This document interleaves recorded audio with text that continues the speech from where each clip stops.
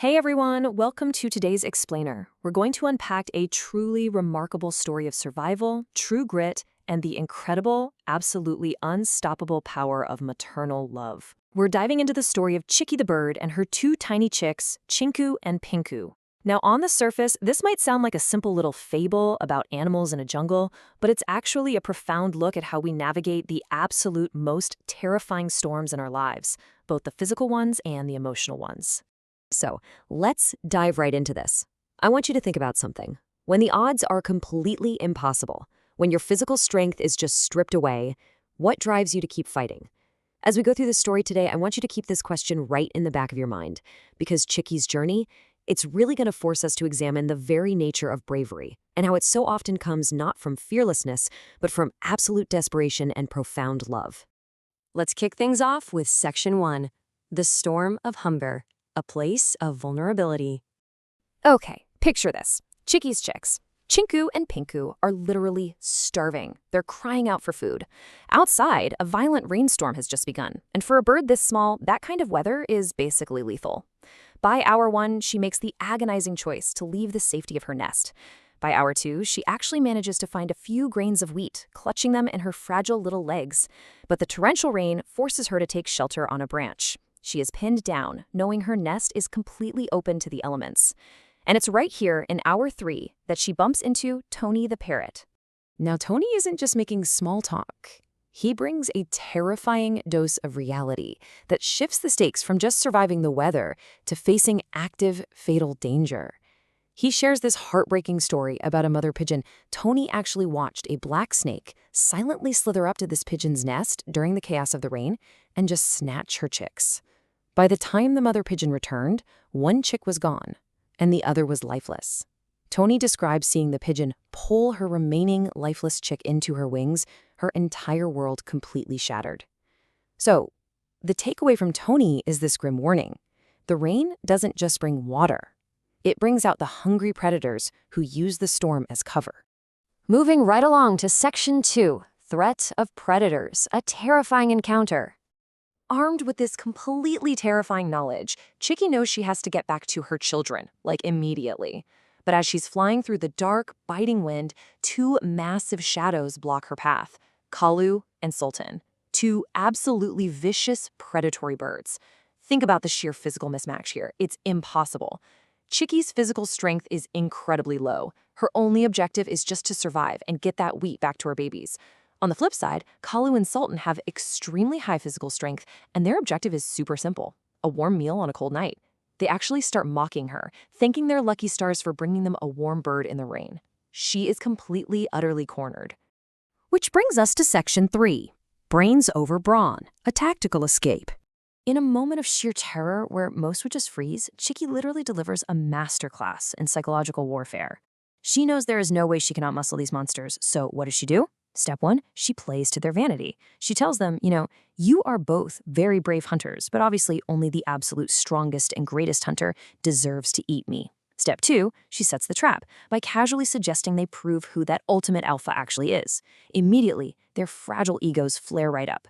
Kalu starts bragging that he is death itself, from his wings to his claws, and Sultan just scoffs, claiming he strikes birds right out of the sky. And then, Step 3, the inevitable explosion.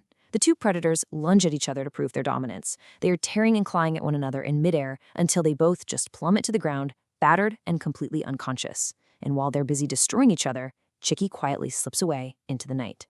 She finally makes it back to her nest. The rain has stopped, but the terror is still lingering. Chinku and Pinku are shivering, terrified of the lightning they just saw. Chicky feeds them the wheat, and she delivers this incredibly powerful lesson to them. Sometimes fear is necessary, but bravery is staying despite the fear. It's such a brilliant thematic anchor for our explainer today. Bravery isn't about not being afraid. It's about taking action right in the face of that fear. But the story doesn't end there. Section 4, The Deadly Fever, a devastating new crisis. You'd really think surviving a storm and two massive predators would be the end of the struggle, right? Well, when the sun rises, the nest is completely silent. Chinku is shivering in the corner, his little body burning up. Soon after, Pinku starts coughing, complaining of a heavy head. Chicky immediately rushes to get Dr. Chintu, the wise mouse who lives across the jungle, which kind of grounds this whole magical fable into harsh reality. He diagnoses them with a viral infection. This isn't just a basic cold. Their tiny bodies have been completely depleted of their internal strength by the cold and the sheer terror of the storm. Dr. Chintu gives them what medicine he has, but he delivers a really grim verdict. He tells Chicky, look, I'm a doctor, not a miracle worker. When the body gives up its fight, medicine fails too. He offers absolutely zero guarantees. So the crucial point here is that Chicky is once again left entirely helpless. She fought the weather, she outsmarted giant predators, but she cannot physically fight an invisible virus. Her chicks are slipping away. This takes us into Section 5, Ultimate Challenge, Push to the Edge.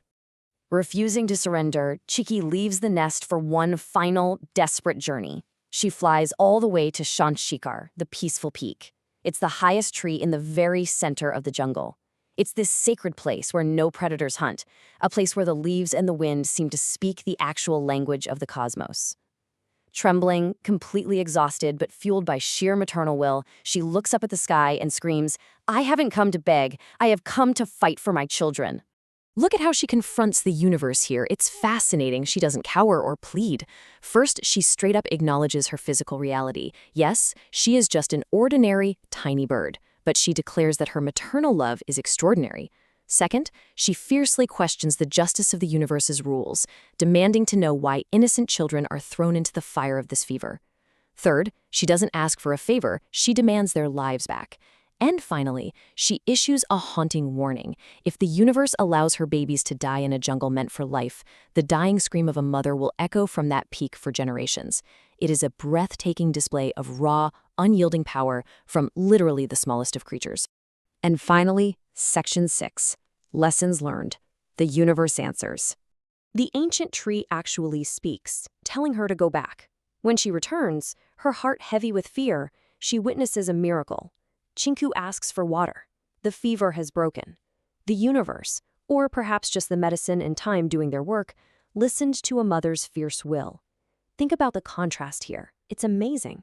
At the start of the story, these chicks were terrified, cowering in the nest at the mere sound of the rain.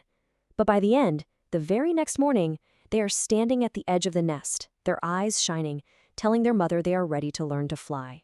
Chicky tells them the ultimate truth. Because they survived the brutal rain and that deadly viral fever, they will never have to fear anything again. Wrapping up our explainer today, Chicky's story is a vivid reminder that the darkest, most terrifying storms we face, whether they are external predators or internal crises, are often the exact things that forge our absolute greatest strengths. So I want to leave you with this question to consider. How do you find bravery in your own dark storms? When the odds are stacked completely against you, do you surrender to the weather? Or do you fly to the highest peak and demand your place in the world? Thanks so much for exploring this with me today, and keep seeking knowledge.